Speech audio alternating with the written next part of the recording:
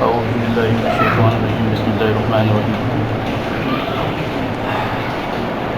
سبحانك لا علم لنا إلا ما علمتنا إنك أنت العليم الحكيم بسم الله الرحمن الرحيم رب اشرح لي صدري ويسر لي أمري واحلل عقدة من لساني يفقهوا قولي اللهم صل على محمد وعلى آل محمد كما صليت على إبراهيم وعلى آل إبراهيم إنك حميد مجيد. محترم بزرگوں دوستوں، اللہ تعالیٰ کا بے انتہا شکر احسان اور کرم ہے کہ اللہ تعالیٰ نے ہم کو ایک مکمل دین دیا. دنیا میں بہت سارے جو ہے وہ مذہب ہیں، دین ہیں، لیکن عام طور پہ جب ہم دین کی بات کرتے ہیں تو ہمارے ذہن میں آتا ہے کہ پرمیشور کی عبادت کرنا، پوجا کرنا یا خدا کی عبادت کرنا. لیکن دین اسلام جو ہے وہ نہ صرف ہم کو عبادت کا طریقہ بتاتا ہے بلکہ زندگی گزارنے کے دور میں جتنے بھی مراحل آتے ہیں، شادی بیاہ کیسے کرنی ہے، کاروبار کیسے کرنا ہے، کسی کا کچھ مسئلہ ہو گیا تو اس مسئلے کو حل کیسے کرنا ہے، سارے کا حل جو ہے وہ دین کے نام کو گائیڈ لائن اس کی ملتی ہے. حضور پاک صلی اللہ علیہ وسلم نے جو ہے ہم کو مکمل دین دیا. جیسے ایک بڑی کنٹری ہو، اس کے اندر کوئی رول ریگولیشن ہی نہ ہو تو کنٹری قائم. چوری کے اوپر چوری کی سزا نہ ہو، کسی نے کسی کو مار دیا اس کے اوپر کوئی سزا نہ ہو تو وہ کنٹری چل نہیں سکتی. کوئی بزنس کے نہ گھپلا کر لے چل. جس طریقے سے کنٹری کو چلانے کے لیے ایک مکمل رول ریگولیشن چاہیے، ویسے ہی انسانی زندگی کو مکمل پیدا ہونے سے لے کے آخری تک جو ہے وہ صحیح طریقے سے چلانے کے لیے اس کے لیے بھی ہم کو پورا جو ہے وہ سارے رول ریگولیشن ہمارے پاس ہونے چاہیے. اور یہ دین اسلام جو ہے یہ ہم کو سارے رول ریگولیشن دیتا ہے، ہماری ہر جگہ پہ ہر موقع پر ہماری رہنمائی کرتا ہے. اور وہ رہنمائی کدھر سے آتی ہے؟ وہ رہنمائی سیدھا اللہ کی طرف سے آتی ہے. ہر مذہب کا جو بنیاد ہے وہ اس کی کتاب ہے. جس کے پاس کتاب نہیں ہے اس کو مذہب نہیں بولتے. ہر مذہب کے پاس اس کی کتاب ہے، چاہے ہندوازم ہو، چاہے کرسچینٹی ہو، چاہے جیوڈیزم ہو، چاہے وہ اسلام ہو. اور ہر آدمی جو ہے وہ اس کتاب کو اللہ کا پیغام بولتا ہے، ایشور کا جو ہے وہ پیغام بولتا ہے. تو اللہ کا جو پیغام ہے اس میں ہم کو ساری چیزیں ملتی ہیں. اب اس کے اندر شروع دن سے جو ہے وہ اسلام کو نیچا دکھانے کے لیے، اسلام کو رانگ ثابت کرنے کے لیے، غلط ثابت کرنے کے لیے بار بار قرآن کے بارے میں جو ہے وہ افواہیں اڑائی جاتی ہیں.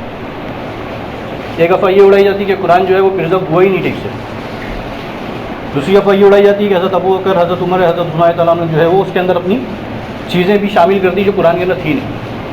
تیسری افواہ یہ اڑائی جاتی ہے کہ حضرت عثمان تعالیٰ عنہ نے جو ہے وہ اپنے من مرضی سے اور اپنے زمانہ خلافت میں اس کو اپنے بینیفٹ کے لیے اس کے اندر بہت ساری چیز جو ہے وہ ایڈ کی، بلکہ بہت سارا قرآن جلا دیا، ایسا سنتے نا. اور پھر ایک بات یہ چلائی جاتی ہے کہ قرآن یہ ایک ایسی کتاب ہے جو آتنکواد کا سبق دیتی ہے. ایسا ہوتا ہے نا، سنیں نا. اور اس کو ثابت کرنے کے لیے قرآن شریف کی جو ہے وہ آیتیں پیش کی جاتی ہیں جو قرآن شریف کے اندر جو ہے وہ جہاد کے متعلق سے وارد ہوئی ہے. تو آج ہم جو ہے یہ بہت زیادہ ضروری ہے ہمارے لیے، نئی پیڑھی کے لیے، ہمارے جوانوں کے لیے جو دین کا بہت کم علم رکھتے ہیں، کہ ہم کو اس کا علم ہو کہ جب ہمارے سامنے یہ ساری چیزیں آئیں تو ہم اس کا کاؤنٹر کر سکیں. ابھی ایک نیا فتنہ واپس اٹھا ہے، وسیم رضوی، جس نے کیا پہلے تو کیا کیا کہ سپریم کورٹ کے اندر یاچیکا ڈالی کہ بھائی قرآن کے اندر جو ہے وہ یہ 23 آیت یا 26 آیت جو ہے وہ حضرت ابو بکر، حضرت عمر نے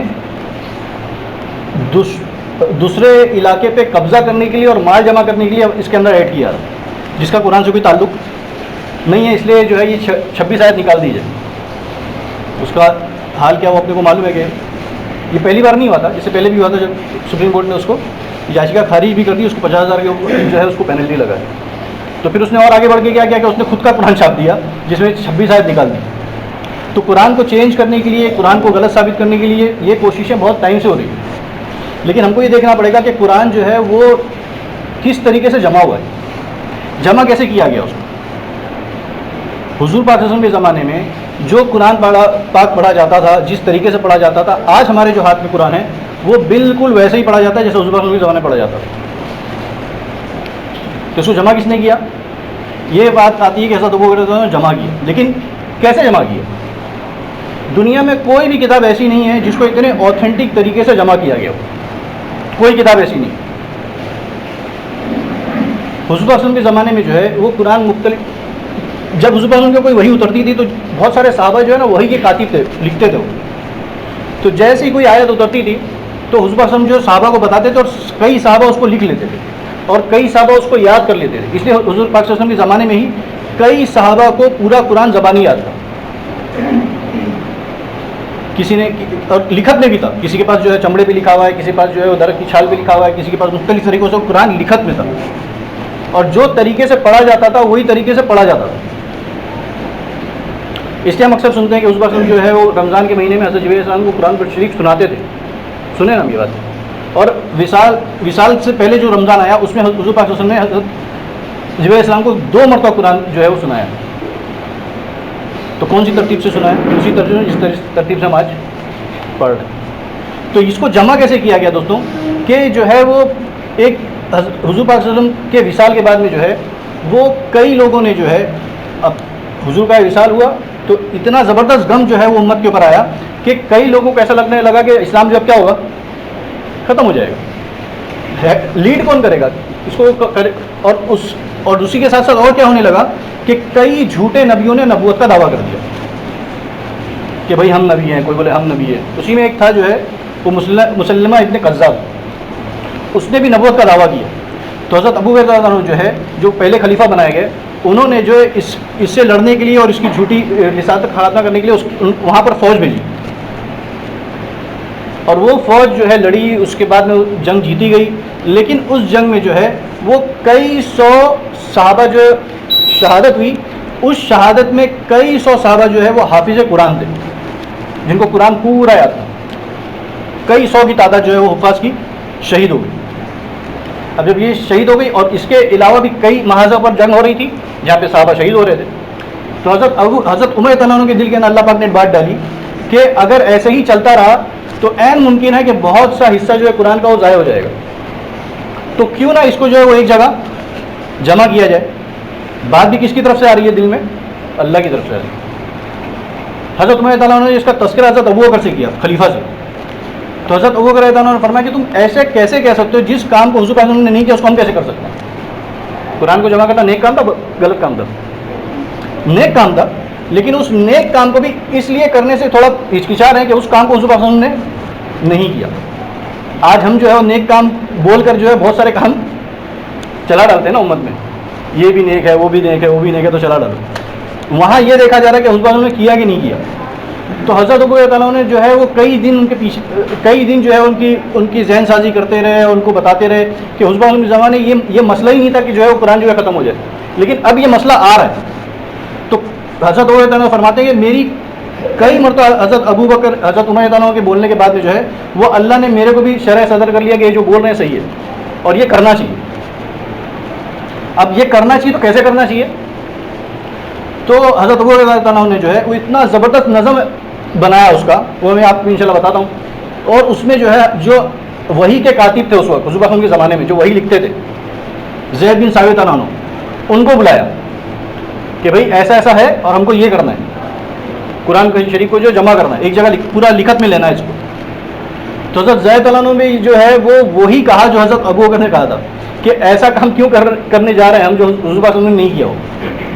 حضرت زید فرماتے ہیں کہ حضرت ابو بکر سے فرماتے ہیں کہ اگر آپ مجھ کو یہ حکم دیں کہ ایک پہاڑ کو یہاں سے اٹھا کے وہاں رکھ دو, یہاں سے کھود کے وہاں کر دو, تو یہ میرے لیے آسان ہے بنسبت یہ کہ آپ وہ کام میرے سے کرانے جا رہے ہیں جس کو حضور نے نہیں کیا. لیکن پھر ان کے ساتھ بھی بہت دنوں تک بات چیت کرنے کے بعد میں حضرت حضور پاک اللہ نے جو ہے ان کو بھی شرح صدر کر لیا کہ ہاں یہ کرنا ضروری ہے.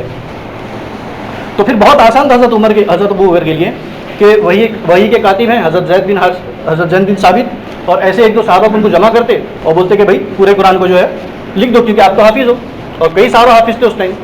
لیکن انہوں نے ایک پورا ایک سسٹم بنایا کہ کیسے ہو گئی. تو سب سے پہلے انہوں نے کیا کیا حضرت ابو بکر انہوں نے کہ 30 سے 40 صحابہ, بڑے بڑے صحابہ کو حضرت مسجد نبوی میں جمع کیا, جس میں خلفائے راشدین بھی ہیں, جس میں عشرہ مبشرہ بھی ہیں. عشرہ مبشرہ سمجھتے ہیں؟ عشرہ مبشرہ کس کو کہتے ہیں؟ وہ 10 صحابہ جس کو اللہ کے رسول صلی اللہ علیہ وسلم نے ایک ہی مجلس میں ایک ساتھ جنتی ہونے کی بشارت دی تھی. ایک ساتھ، وہ عشرہ مبشرہ. اب جس کو حضور جنتی ہونے کی بشارت دیں گے وہ جنتی میں جائے گا، تو وہ کچھ غلط کام تو وہ بھی اس میں شامل ہے. اور یہ 30 سے 40 صحابہ کو جمع کیا اور ان کو جو ہے وہ لگایا گیا بھائی جتنے ہیں جو قرآن لکھت میں وہ سب جمع کرو، جو یاد ہے اور لکھت میں بھی وہ سب کو جمع کرو. اور وہ 30-40 میں سے بھی 7 لوگوں کو جو ہے حضرت وہ کرنے ان کی ایک کمیٹی بنائی. یہ 7 لوگوں کا کام کیا؟ اچھا 7 لوگوں میں جو ہے بڑے بڑے حفاظ اور وہ کاتب وہی جو حضور ان کے دن رات ساتھ رہنے والے، کہ جن کو پتہ ہے کہ یہ کب اتری اور کون سی یہ آیت کب اتری، کیسے اتری، سارا پتہ ہے. حضرت زید بن ثابت، بڑے بڑے صاحب، معاویہ ابن ابی سفیان، بڑے بڑے صحابی اس کے اندر 7 کمیٹی کے اندر. اس کے اندر حضرت ابو بکر خود بھی ہیں. اور ان کا یہ کام تھا کہ یہ جو ہے 7 لوگ جو بھی ان کے پاس آیت آتی تو پہلے ہی وہ ساتوں کے ساتھ اس پہ ایگری ہوتے کہ یہ آیت ہے یا نہیں ہے، بڑے بڑے صحابہ. اب جب یہ ایگری ہو جاتے تو پھر یہ 7 صحابہ جو ہے وہ لکھت کے اندر اس کو منگاتے کہ بھئی یہ لکھت میں ہے کہ نہیں ہے. یہ ہونے کے بعد میں اس 30-40 کے علاوہ باہر سے جو ہے وہ 2 گواہ منگائے جاتے کہ اس آیت پہ 2 گواہ ہو، زبانی، جس کو زبانی یاد ہو. وہ ہونے کے بعد میں باہر سے 2 لکھت میں منگایا جاتا کہ یہ آیت باہر کے کس کے پاس اور 2 بھی لکھت میں وہ لے کر آؤ. اور گواہی کس کے سامنے دینا ہے؟ وہ 7 لوگوں کے سامنے دینا ہے، جس میں حضرت عمر بھی ہے. اور حضرت عمر کے بارے میں تو سب جانتے ہیں کہ ان کے سامنے تو کچھ غلط کام چلے گا نہیں، غصہ مشہور ہے نا. جب یہ ہوتا تھا تو اس کے بعد میں جو ہے وہ آیت جو ہے وہ لکھت میں آتی اور وہ ترتیب سے جو ترتیب تھی وہ ترتیب میں اس کو لکھا جاتا. سارا جو ہے قرآن شریف جو اکٹھا ہوا. اس کی امپورٹنس ایسے سمجھیے کہ سورہ توبہ کی جو آخری آیت ہے نا، بسم اللہ الرحمن الرحیم، لقد جاءکم رسول من انفسکم عزیز علیہ ما عنتم حریص علیکم بالمؤمنین رؤوف رحیم فإن تولوا فقل حسبی اللہ لا الہ الا هو علیہ توکلت وهو رب العرش العظیم. یہ والی آیت میں مسئلہ آ گیا. یہ ان 7 کے پاس تھی، زبانی یاد تھی، باہر سے جو تھے ان کے پاس بھی زبانی گواہی مل گئی، لیکن جو لکھت میں باہر سے 2 گواہی لینی تھی اس میں خالی ایک ہی صحابی مل رہے تھے، حضرت خزیمہ غالباً، حضرت خزیمہ رضی اللہ عنہ. صرف ان کے پاس جو ہے لکھت میں تھی کہ بھائی، اور اس کے علاوہ جو ہے وہ لکھت میں جو ہے وہ مل رہی تھی اور زبانی نہیں مل رہی تھی. کچھ تو بھی گواہی کا مسئلہ تھا. تو اب دوسری بھی چاہیے نا گواہی. تو اس کے لیے پورے مدینے میں اعلان کیا گیا، مدینے کے جو باہر کے قبائل تھے ان میں اعلان کیا کہ بھائی جس کے پاس یہ ہے اس کو لے کر آؤ، جو بھی اس کا گواہ ہے لے کے آؤ، کیونکہ 2 چاہیے اور مل ہی نہیں رہا. کرتے کرتے اچھا یہ ساتوں جو ہیں یہ تو پکا ہے نا کہ یہ قرآن کی آیت ہے، تبھی تو اتنی بھاگ دوڑ کی جا رہی ہے. وہ تو اس کیا بولنا چاہیے اس سسٹم کو فالو کرنے کے لیے اس کے لیے محنت ہو رہی ہے. پھر یہاں تک کہ قبیلے تک بات کی تو قبیلے والوں نے پوچھا کہ ایک جو گواہی ہے وہ کس کی آئی ہے؟ فرمایا حضرت خزیمہ کی آئی. تو بولے پھر مسئلہ حل ہو گیا. بولے کیسے؟ بولے حضرت خزیمہ کی گواہی جو ہے وہ 2 کے برابر جو ہے وہ حضور صلی اللہ علیہ وسلم نے 2 کے برابر کاؤنٹ کرنے کو بولا ہے. پھر انہوں نے واقعہ سنایا کہ ایک مرتبہ حضور صلی اللہ علیہ وسلم اپنے زمانے کے اندر جو ہے وہ ایک بدو تھا، مدینہ سے باہر جا رہے تھے، اس کے پاس جو ہے اونٹ تھا، انہوں نے اونٹ کا جو ہے وہ سودا کیا اور جو سودا وہ حضور صلی اللہ علیہ وسلم نے اس کو مان لیا، سودا ہو گیا. اب مدینہ کے اندر جو ہے وہ انٹری ہوئی، رستے میں چلتے چلتے جو ہے اب بس پیسہ دینا اور کیا کرنا ہے، سودا ہو چکا ہے اور یہ بات طے ہو گئی بھائی یہ اونٹ اتنے کے اندر میں نے جو ہے اس بار ان کو جو ہے بیچا ہے. بدو تھا. تو جاتے جاتے اس کو ایک دوسرا کسٹمر مل گیا. تو اس نے پوچھا کتنے گئے؟ تو اس نے اس سے زیادہ بھاؤ بتایا جتنا بھاؤ جو ہے اس بار ان کے ساتھ طے ہوا تھا. تو جب اس نے اس سے زیادہ بھاؤ بتایا تو مان گیا سامنے والا. تو اس کی نیت خراب ہو گئی کہ اب میرے کو کس کو دینا ہے، اب میرے کو اس کو دینا ہے حضور صلی اللہ علیہ وسلم کو. تو حضور صلی اللہ علیہ وسلم نے یہ کیسے ہوگا، آپ تو میرے کو بیچ چکے ہو نا، سودا ہو چکا ہے ہمارا. تو وہ کہنے لگا کہ اچھا اگر ہو چکا ہے تو گواہ لاؤ. تو اس وقت جو ہے حضرت خزیمہ تعالیٰ وہاں سے گزر رہے تھے. جب دیکھا یہ سارا مسئلہ ہے تو حضرت خزیمہ نے فرمایا کہ میں گواہی دیتا ہوں کہ یہ بات ایسی ہوئی جیسا کہ حضور صلی اللہ علیہ وسلم فرما رہے. تو خیر وہ معاملہ وہاں پہ جو ہے اس کو بھی لگا کہ اب ان کے پاس تو گواہ، میرے پاس گواہ کوئی آنے والا نہیں ہے. تو اس نے جو ہے وہ تیار ہو گیا. لیکن حضور صلی اللہ علیہ وسلم کے اعلیٰ اخلاق یہ ہیں کہ حضور صلی اللہ علیہ وسلم نے اس کو اتنے پیسے دیے جتنے پیسے کا سودا اس نے دوسرے سے کیا تھا، اتنے پیسے دیے اس کو تاکہ اس کے بھی دل میں ملال نہیں رہے. اور پھر وہ سودا ہو جانے کے بعد، اس کے چلے جانے کے بعد حضور صلی اللہ علیہ وسلم نے حضرت خزیمہ سے پوچھا کہ خزیمہ تم تو وہاں پہ تھے نہیں، تو آپ نے گواہی دی کیسے؟ تو حضرت خزیمہ فرماتے ہیں یا رسول اللہ صلی اللہ علیہ وسلم آپ نے اس سے بڑی بڑی باتیں ہم کو بولی ہے जन्नत बताई, जहन्नम बताई, अल्लाह का एक होना बताया, इससे बड़ी बड़ी बात जो है वो हमने बगैर देखे क्या किया, मान लिया और हम उसकी गवाही दे रहे हैं। तो ये तो बहुत छोटी सी चीज़ है। तो उस वक्त इतने खुश हुए और इतना कि उनको फरमाया कि आज से खुज़ैमा की गवाही 2 गवाही के बराबर में मानी जाएगी। सिर्फ वाहिद एक साहबी है जिनकी गवाही, अपन देखते हैं ना कभी ये इसके ना 2 गवाह लाओ, उसके ना 2 गवाह लाओ, वाहिद हज़रत खुज़ैमा है रहता है कि जिनकी गवाही जो है 2 गवाही के तौर पे मानी जाती है। तो उस वो होने के बाद में और भी साहबा ने जो है इसको जो है वो नकल किया कि फरमाया ये बात बिल्कुल सही है। तो फिर उस आयत को जो है वो हालांकि ऑलरेडी ले सकते थे, लेकिन वो एक सिस्टम के अंदर आ जाए और वो हिसाब से अब इसके बाद में इतना होने के बाद में पूरा कुरान इकट्ठा किया गया, उसको लिखत में लिया गया। बड़ी लंबी इसकी तफसीर है, वक्त कम है, इंशाल्लाह इसके आगे का नेक्स्ट जुमा में लेंगे, जिसके लिए ये कहा जाता है कि हज़रत उस्मान ताला ने जो है कुरान जलाया, इसको भी इंशाल्लाह नेक्स्ट जुमा में इंशाल्लाह लेंगे। तो इतने जतन के साथ में कुरान शरीफ को जो है वो पूरा लिया गया और वो उसी शक्ल में लिया गया जिस तरतीब से वो हुज़ूर पाक के ज़माने में पढ़ा जाता था। उतरा अलग अलग टाइम पे तरतीब अलग अलग रही, कभी किसी आयत कभी वो आयत, लेकिन जो हुज़ूर पाक जैसे पढ़ते थे, हुज़ूर पाक के सहाबा हुज़ूर के ज़माने में जैसे पढ़ते थे उसी तरतीब से उसको लिखत में लिया गया। और फिर उसकी एक ऑथेंटिक कॉपी बोलते हैं ना गवर्नमेंट की तरफ से सील किया हुआ, वो हज़रत हफ्सा तआला के पास जो है हुज़ूर पाक की जो अहलिया मोहतरमा है, जो उम्मुल मोमिनीन है, हम सब की माँ है, उनके पास जो है वो एक ऑथेंटिक कॉपी रखाई गई कि भाई ये जो है ये ऑथेंटिक है।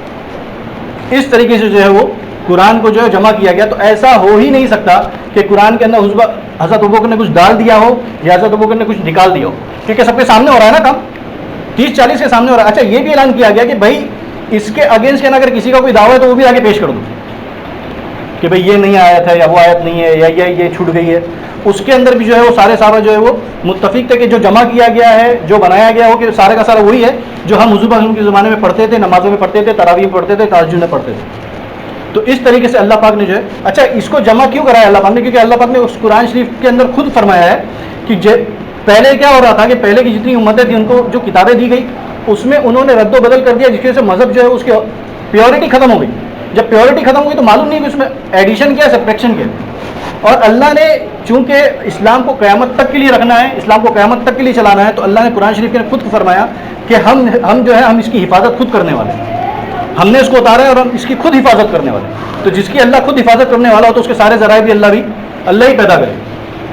तो अल्लाह ताला जो है वो कहना चाहता है आपको जो है इसकी कुरान शरीफ और पढ़ने की, उसको अपने दिलों में उतारने की इंशाल्लाह तौफीक अता फरमाए। जिसने सुन्नत नहीं पढ़ी इंशाल्लाह सुन्नत पढ़ ले, आगे का हिस्सा इंशाल्लाह जो है वो अगले जुमा पढ़े। सुभान अल्लाह।